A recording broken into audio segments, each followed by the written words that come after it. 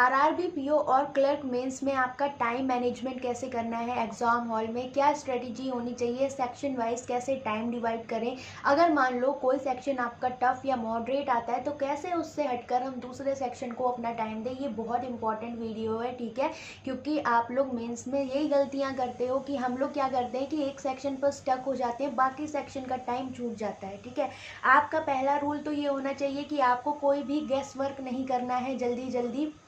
बहुत ही 1 2 3 क्वेश्चंस पर हो गया, इससे ज़्यादा मत करना, एक्यूरेसी बिगाड़नी नहीं है क्योंकि ये आपका मेंस का एग्जाम है।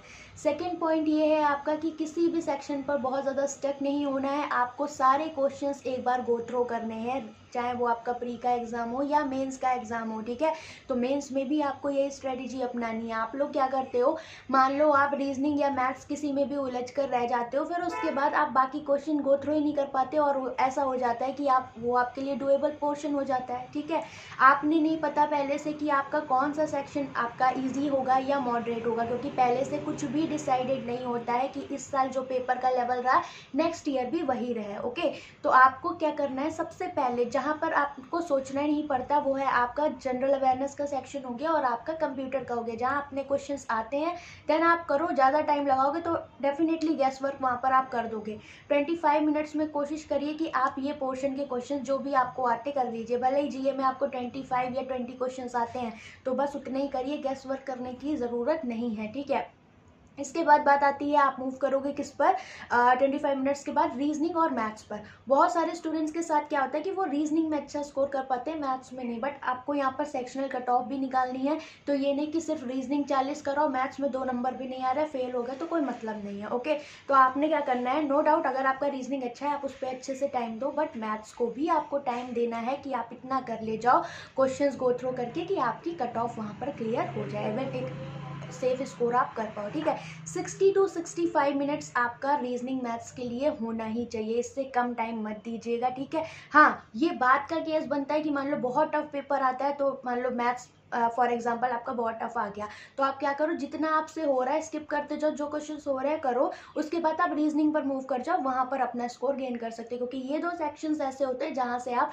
एक्यूरेसी अपनी 100% मेंटेन कर सकते हो। ठीक है, अब बात आती है लॉजिकल रीजनिंग या एनालिटिकल क्वेश्चंस जो आते हैं रीजनिंग के, अगर आप श्योर हो तभी उन क्वेश्चंस को करिए, अदरवाइज उन्हें टच मत करिएगा, अदरवाइज आपका क्या होता है वहाँ पर नेगेटिव स्कोर हो जाता है। ठीक है, इसके जगह आप मिसलेनियस क्वेश्चंस हो गए, पजल्स हो गए, जो भी आपको इजी लग रही है आप उन पर जाइए।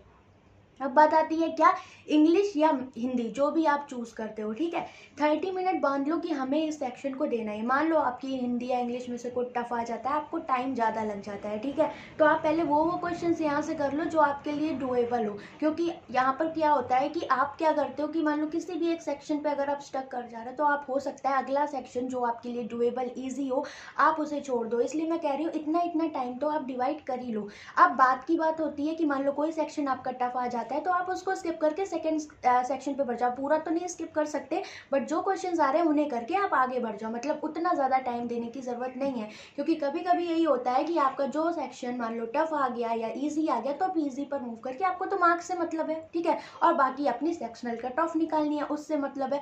तो एक बार अपने एग्जाम को आप ऐसे अटैम्प्ट करके देखो, फिर मुझे बताना। ठीक है, बहुत लोग का थोड़ा सा रूल चेंज होता है, तो अगर आप उस कंफर्ट जोन में हो, आप अच्छा स्कोर कर पा रहे हो, देन कोई दिक्कत नहीं है, अभी आपके पास टाइम है, मॉक टेस्ट अटेम्प्ट करिए। आप एक अपना तरीका अपनाइए और एक मेरा तरीका अपनाइए। ठीक है, फिर मुझे कमेंट करके बताना क्या आपके लिए बेस्ट रहा। ठीक, मैं आपको ये सजेस्ट करूंगी कि आपको एग्जाम हॉल में ऐसे अटेम्प्ट करना है कि आप इजी वाले पोर्शन से ऐसा ना हो जाए कि अवेयर ही ना हो पाओ और आप स्टक कर जाओ, अपने मार्क्स उतना अच्छा स्कोर ना कर पाओ। ठीक है, तो 2 चीज़ों का ध्यान रखना, एक गैस वर्क कम करिए और दूसरा की कोशिश करिए गो थ्रो कर जाओ आप हर एक क्वेश्चन से, ताकि आपका इजी क्वेश्चन ना छूटे। ठीक है, इसके अलावा कोई डाउट हो आप पूछ सकते हो, मैंने एक full strategy video time manage करके मॉक टेस्ट में बनाई थी, वो लिंक मैं कॉमेंट सेक्शन में पिन कर दूंगी, और मैंने पूरा कोर्स आपका कंप्लीट कर दिया है, लगभग और वीडियोस ऐड हो रही हैं, 40 वीडियोस मेंस की मैथ्स की ऐड हो चुकी हैं आपकी आरआरबी पीओ क्लर्क मेंस और एसबीआई क्लर्क मेंस के लिए।